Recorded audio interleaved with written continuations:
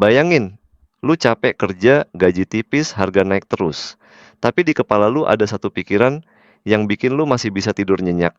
Kalau sakit, seenggaknya gue masih aman. Gue masih punya BPJS. Lu ngerasa negara hadir buat lu. Sampai satu hari, lu beneran sakit. Lu lari ke UGD dalam keadaan panik, lu kasih kartu lu dengan PD ke loket pendaftaran. Dan petugasnya bilang dengan nada datar, "Maaf Pak, kartu Bapak nonaktif. Bapak sudah dicoret dari daftar penerima bantuan pemerintah." Di detik itu, dunia lu runtuh. Bukan karena penyakitnya, tapi karena lu sadar. Lu baru saja dibuang. Dan yang bikin merinding, lu nggak sendirian. Ada 11 juta orang lain yang nasibnya sama persis kayak lu. 11 juta nama dihapus diam-diam dari database. Pertanyaannya sekarang, duit jatah kesehatan mereka lari kemana? Dan hari ini kita bicara soal nyawa. Kita bakal bedah kasus penghapusan 11 juta peserta BPJS Kesehatan, kategori PBI atau penerima bantuan iuran, itu bahasa halusnya orang miskin yang iurannya dibayarin negara. Jumlah 11 juta ini bukan angka kecil ya. Ini setara sama populasi satu negara kayak Belgia atau Kuba. Bayangin, satu negara penduduknya tiba-tiba hilang jaminan kesehatannya dalam semalam. Alasannya klasik, perbaikan data dan efisiensi. Tapi nalar kita harus jalan. Apakah benar 11 juta orang ini tiba-tiba jadi kaya raya semua sehingga nggak layak dibantu? Atau ada agenda lain buat ngalihin anggaran kesehatan ke pos lain yang lebih basah? Kalau lu ngerasa hidup lu makin berat, tapi ada segelintir orang yang makin kaya mendadak dari kebijakan negara, lu perlu nonton ini sampai habis. Masuk ke aspek anggarannya dulu. Pemerintah lewat Kementerian Sosial melakukan apa yang mereka sebut cleansing data atau pembersihan data. Narasi resminya begini, banyak data ganda, banyak orang yang sudah meninggal, tapi masih terdaftar. Dan banyak orang yang sudah naik kelas, jadi orang mampu, tapi masih dapat bantuan.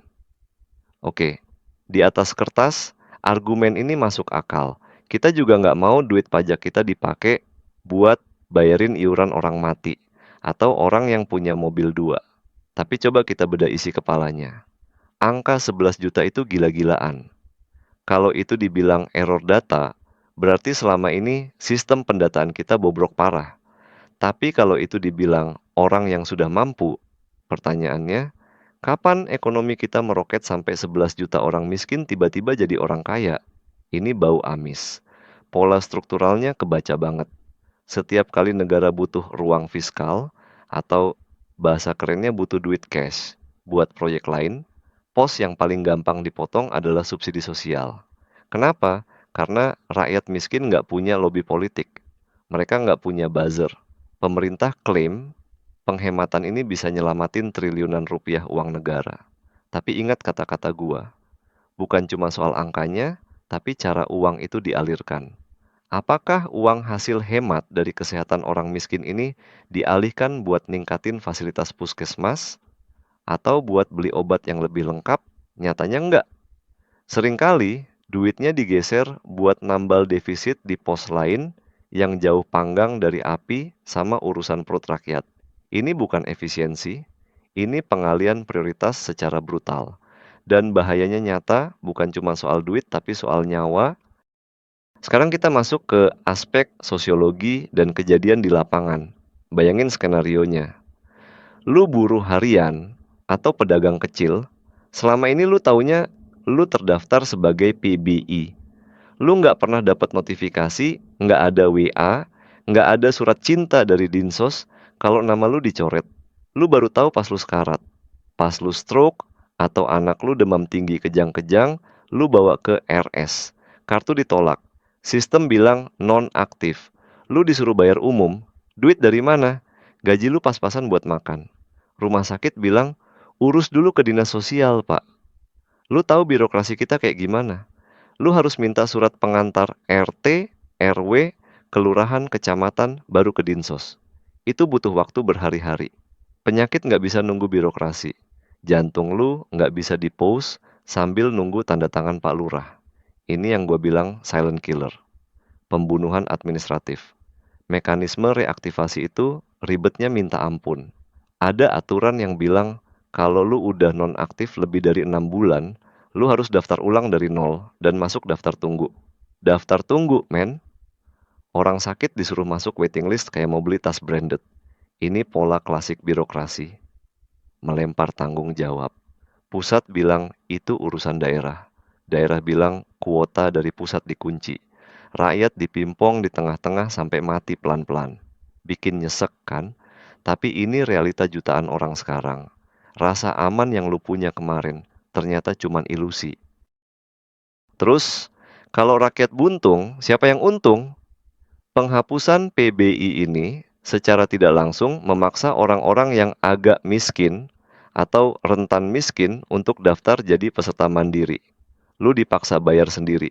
Ini strategi dagang, bukan strategi kesejahteraan. Negara pelan-pelan mau lepas tangan. Konsep jaminan sosial diubah jadi konsep asuransi komersial. Kalau lu mampu bayar, lu selamat. Kalau enggak, ya lu mati.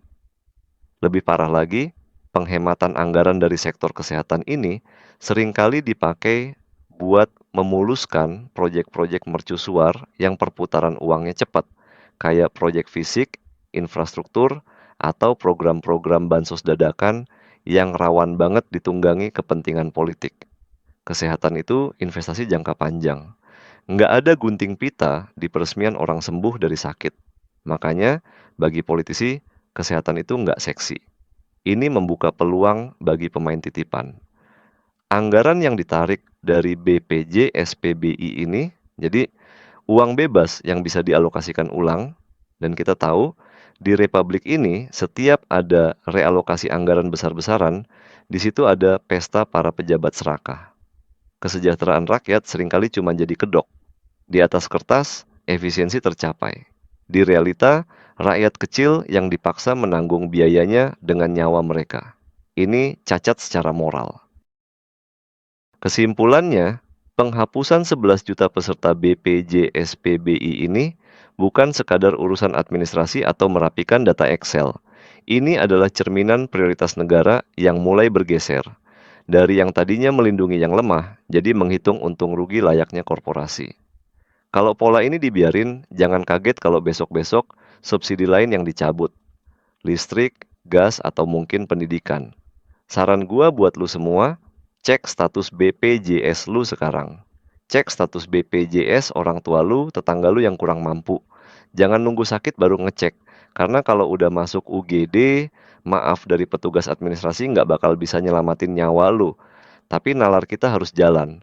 Jangan mau dibodoh-bodohin sama istilah efisiensi kalau faktanya cuma penelantaran yang dilegalkan. Menurut lu, duit triliunan hasil nyoret nama orang miskin ini bakal lari kemana? Coba drop di kolom komentar, kita diskusi, kita pantau bareng-bareng, karena kalau bukan kita yang berisik, mereka bakal makin tenang mainnya. Gua nalar santai, cabut dulu.